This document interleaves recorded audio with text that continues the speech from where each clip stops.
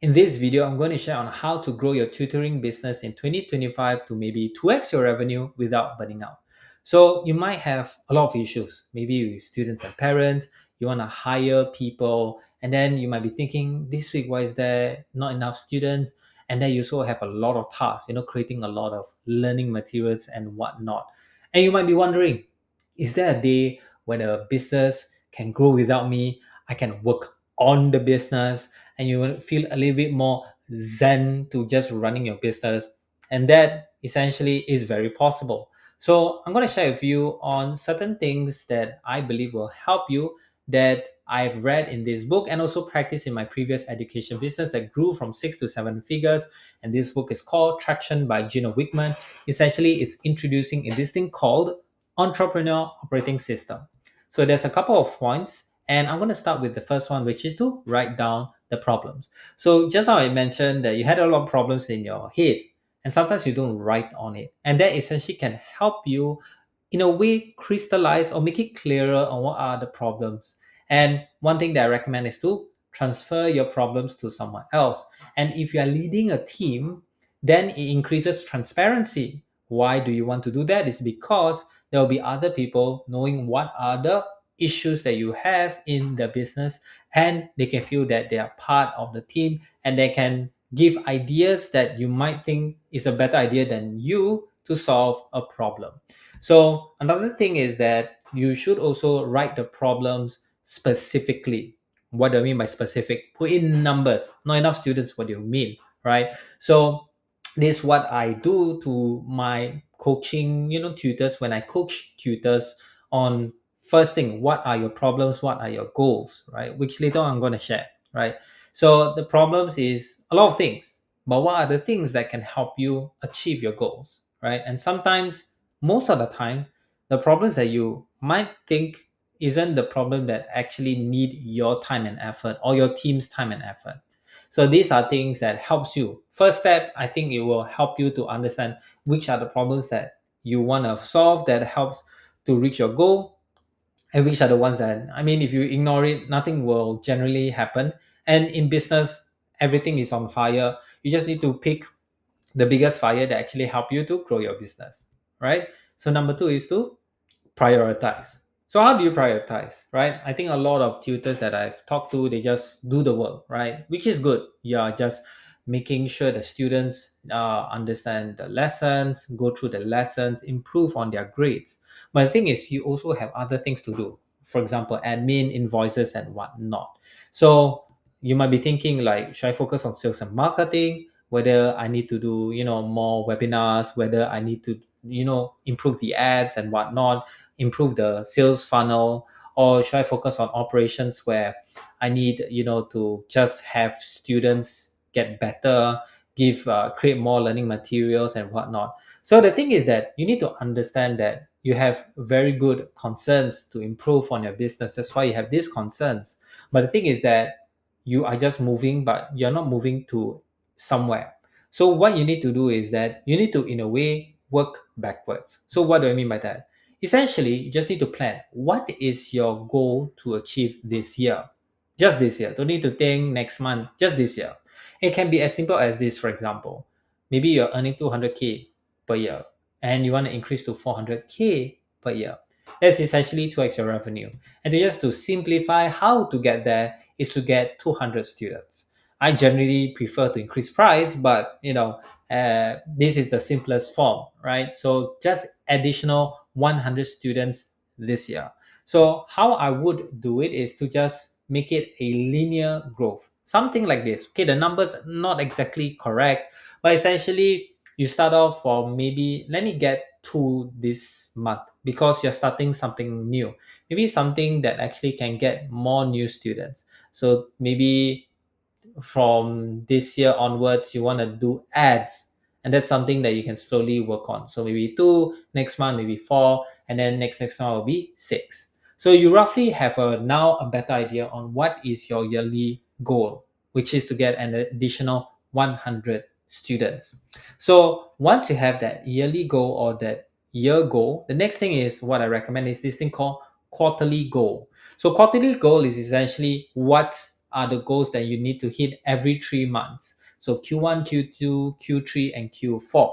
So this is where you know that what you need to do now has to hit your quarterly goals, because a lot of times when you do something new, it takes time for that something new to actually work.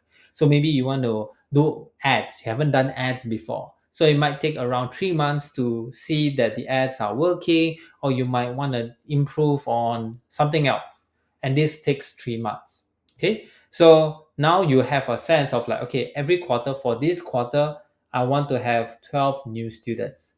Next quarter I want to have 30 new students, because if this quarter you have figured out on how to acquire students with this new maybe ads, right, then next month or next quarter, sorry, then that's why you're able to in a way increase that ads, so that you can get more students in.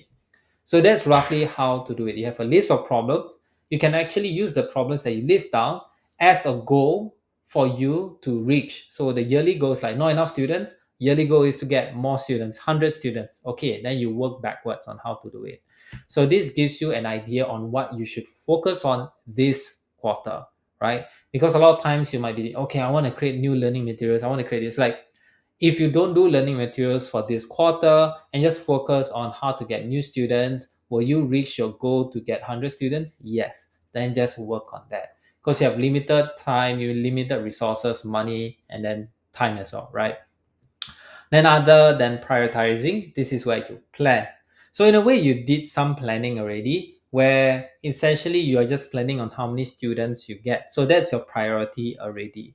So, another thing that if you want to improve in the number of students, you have to improve on your funnel. So, what is a funnel, right? For those who don't know, essentially it is basically just a bunch of numbers that you see over here that goes through, we call it your customer journey.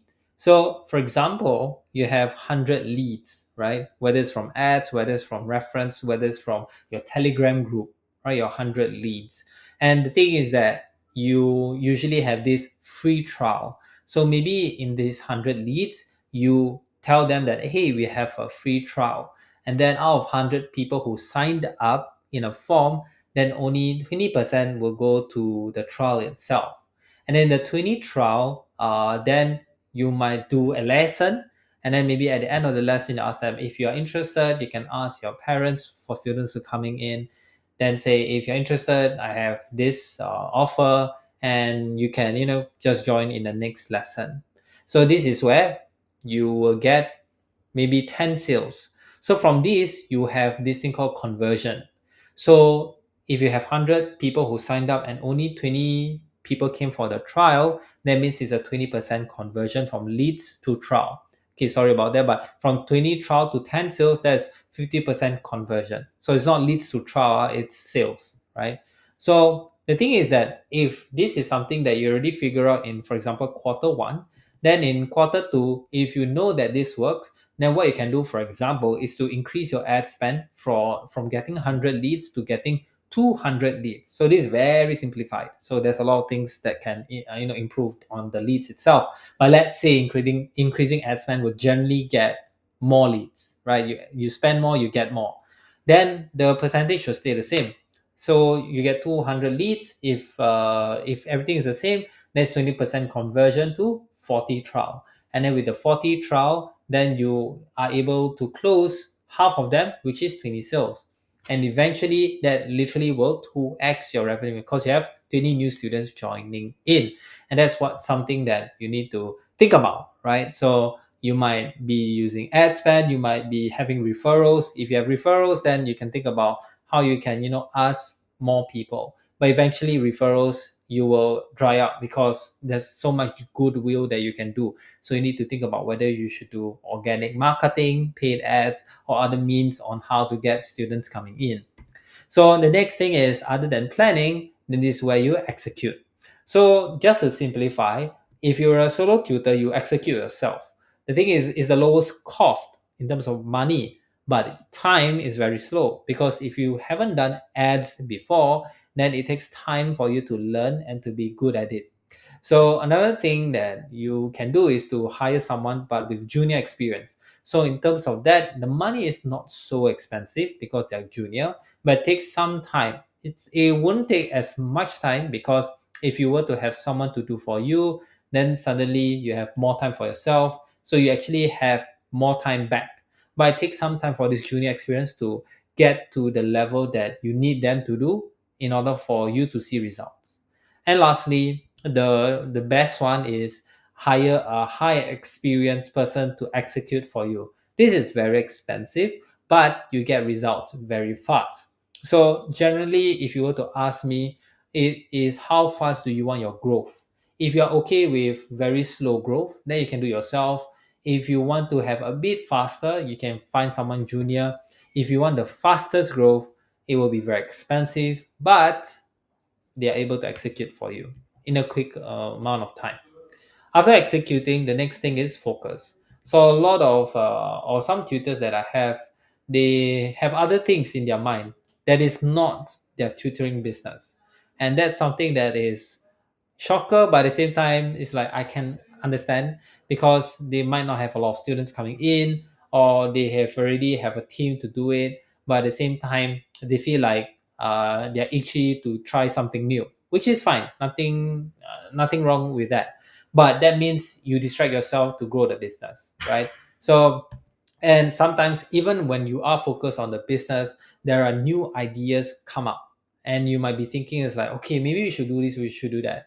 And that's where you have to ignore and write it down, because 9 out of 10 times the idea is forgotten, right? Because you might have an idea, and then at the same time it's like, not really, not a good idea, then go back. Because when you go back to what you've already planned on a quarterly basis, you are focusing on getting more students, and that's what you should focus on: getting more students. Shouldn't do any other things. You shouldn't create new learning material. You shouldn't do other stuff, right? Get more students, get that down first, and once that works, then move on to something else that helps improve the business, right? So this is where I would say like businesses die not because from external factors but from internal factors.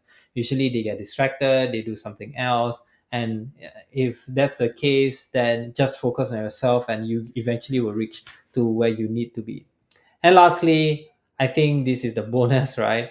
I would say to do all of this, you have to sit down by yourself or with your team and just plan for 1 or 2 days, right? There is a such thing called company retreat, and this is where people sit down and think about what should they focus for next year, right? So in the book, the attraction book that I've mentioned earlier, this is where they tell you to do like a I forgot lah what is it called, but basically a retreat to just talk to your leaders in the company or even just yourself, and just tell yourself what do you want to focus this year.